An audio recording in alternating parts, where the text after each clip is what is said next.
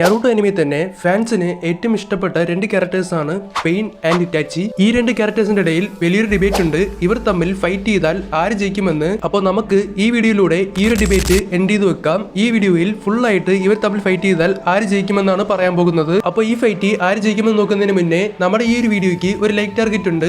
500 ലൈക്കാണ് target. കഴിഞ്ഞ വീഡിയോയ്ക്ക് 100 like target വെച്ചിട്ടുണ്ടായിരുന്നു. ആ ഒരു ലൈക്ക് സക്സസ്ഫുള്ളി കംപ്ലീറ്റ് ആയി. ഈ വട്ടവും ടാർഗറ്റ് കംപ്ലീറ്റ് ആവുമെന്ന് നല്ലൊരു പ്രതീക്ഷ ഉണ്ട്. അപ്പോൾ ഫ്രണ്ട്സ് എല്ലാവരും ഇപ്പോൾ തന്നെ ലൈക്ക് അടിച്ച് സപ്പോർട്ട് ചെയ്യുക. ഫോർത്ത് നിഞ്ച ഗ്രേറ്റ് വാറിലാണെങ്കിൽ ഇറ്റാച്ചിനെയും പെയിനെയും റിയാനിമേഷൻ ജുത്സു വഴി തിരിച്ചു കൊണ്ടുവരും. ആ ഒരു ടൈമിലാണെങ്കിൽ ഇറ്റാച്ചി പെയിനെ ബീറ്റ് ചെയ്തിട്ടുണ്ടെന്ന് കുറെ പേരും കഴിഞ്ഞ വട്ടം ഞാൻ ഇട്ട ഷോട്ടിൽ കമന്റ് ചെയ്തിട്ടുണ്ടായിരുന്നു. ആ ഫൈറ്റ് കണ്ട എല്ലാവർക്കും നോർമലി മനസ്സിലാവുന്ന കാര്യമാണ് ഇറ്റാച്ചി ആൻഡ് പെയിൻ ഇവർ തമ്മിൽ ഒരു പ്രോപ്പർ ആയിട്ടുള്ള ഫെയർ ഫൈറ്റ് അല്ല നടന്നത്. ഇറ്റാച്ചിനോട് ഫൈറ്റ് ചെയ്യാൻ രണ്ട് പവർഫുൾ ക്യാരക്ടേഴ്സ് ആയ നറൂട്ടോയും കില്ലർ ബിയും ഉണ്ടായിരുന്നു. പക്ഷെ പെയിൻ അങ്ങനെയല്ല. പെയിൻ ഒറ്റയ്ക്കായിരുന്നു. പെയിന്റെ കൂടെ ഒന്ന് ഫൈറ്റ് ചെയ്യാൻ ആരും ഇല്ലായിരുന്നു. അതുമാത്രമല്ല പെയിന് ഫൈറ്റ് ചെയ്യാനുള്ള ഒരു മൈൻഡ് സെറ്റും ഇല്ലായിരുന്നു. കബൂട്ടോ ആണെങ്കിൽ പെയിന്റെ ബോഡി മാത്രം കൺട്രോൾ ചെയ്താണ് ഫൈറ്റ് ചെയ്യിപ്പിച്ചുകൊണ്ടിരുന്നത്. ഇതെല്ലാം കൊണ്ട് തന്നെ ഈ ഒരു ഫൈറ്റ് നമുക്ക് മാറ്റി വെക്കാം. കണക്കിലേതെടുക്കണ്ട.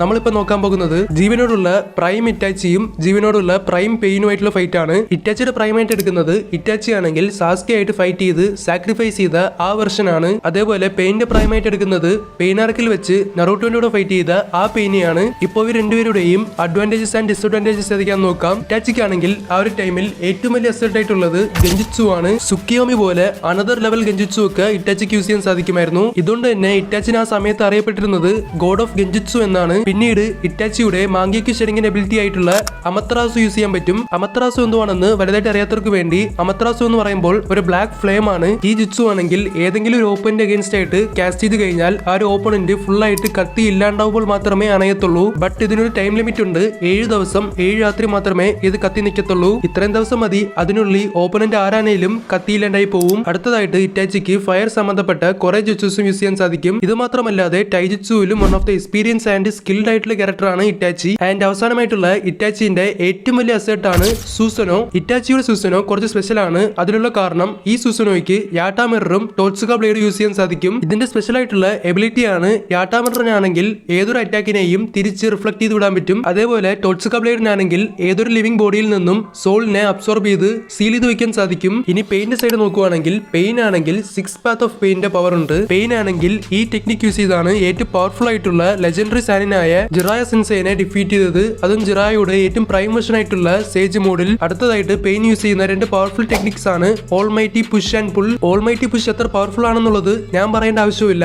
ഈ ഒരു ടെക്നിക് യൂസ് ചെയ്ത് മാത്രം പെയിൻ ആണെങ്കിൽ കൊനോഹ വില്ലേജിനെ ഇല്ലാണ്ടാക്കിയിട്ടുണ്ട്. ഒരു വില്ലേജ് ടോട്ടൽ ആയിട്ട് ഡിസ്ട്രോയ് ചെയ്യാൻ പറ്റുന്ന അത്രയും പവർഫുൾ ആയിട്ടുള്ള ഒരു ടെക്നിക് ആണിത്. അതുപോലെ തന്നെ ഓൾമൈറ്റി പുള്ളും ഒരു പവർഫുൾ ആയിട്ടുള്ള ടെക്നിക് ആണ്. ഇത് യൂസ് ചെയ്ത് ലിമിറ്റഡ് ഡിസ്റ്റൻസ് ഉള്ള ഒരു ഓപ്പോണന്റിനെ പുള്ള് ചെയ്ത് കൊണ്ടുവരാൻ സാധിക്കും. ഇത് തന്നെ എത്ര പവർഫുൾ ആണെങ്കിൽ ഇതിലും പവർഫുൾ ആയിട്ടുള്ള എബിലിറ്റീസും പെയിൻ യൂസ് ചെയ്യാൻ സാധിക്കും. ചിബാക്കു ടെൻസൈ നറൂട്ടോ അനിമെ തന്നെ one of the high level jutsu ആണ് ഇത്. പെയിന്റെ ആണെങ്കിൽ ഏറ്റവും പവർഫുൾ ആയിട്ടുള്ള ജുത്സു ആണ് ഇത്. അവസാനമായിട്ട് വേറെ വഴിയൊന്നും ഇല്ലെങ്കിൽ മാത്രമേ ഈ ഒരു ജുത്സു പെയിൻ യൂസ് ചെയ്യത്തുള്ളൂ. ഇതോടെ കഴിഞ്ഞിട്ടില്ല. പെയിൻ ആണെങ്കിൽ റിനിഗൻ ഉണ്ട്. അതുകൊണ്ട് തന്നെ പെയിന് വേണമെങ്കിൽ ഗെഡോ സ്റ്റാച്ചുവിനെ വേറെ സമ്മൻ ചെയ്ത് ഫൈറ്റ് ചെയ്യിപ്പിക്കാൻ പറ്റും. ഈ രണ്ട് ക്യാരക്ടേഴ്സിന്റെയും സ്പെഷ്യൽ ആയിട്ടുള്ള എബിലിറ്റീസ് എല്ലാം നോക്കിയിട്ടുണ്ട്. ഇവരുടെ ജുത്സുസും ടെക്നിക്സും എല്ലാം നോക്കിയിട്ടുണ്ട്. ഇനി ഇവർ തമ്മിലുള്ള ബാറ്റിൽ ആണെങ്കിൽ നമുക്ക് സ്റ്റാർട്ട് ചെയ്യാം. അതിനു മുന്നേ നിങ്ങൾക്ക് വേണ്ടി ഒരു അനിമെ മെർച്ചന്റ് പേജ് റെക്കമെൻഡ് ചെയ്യാനുണ്ട്. അനിമെ ഷെൽഫ് എന്നാണ് ഈ പേജിന്റെ പേര്. ഒരു ഓൺലൈൻ അനിമെ സ്റ്റോർ ആണിത്. ഇതിൽ നിന്ന് അനിമയായിട്ട് ബന്ധപ്പെട്ട എല്ലാ പ്രോഡക്ട്സും വാങ്ങാൻ സാധിക്കും. മാംഗാസ് എല്ലാം തന്നെ അവൈലബിൾ ആണ്. മാംഗ ബോക്സ് ആയിട്ടും സെറ്റ് ആയിട്ടും കിട്ടും.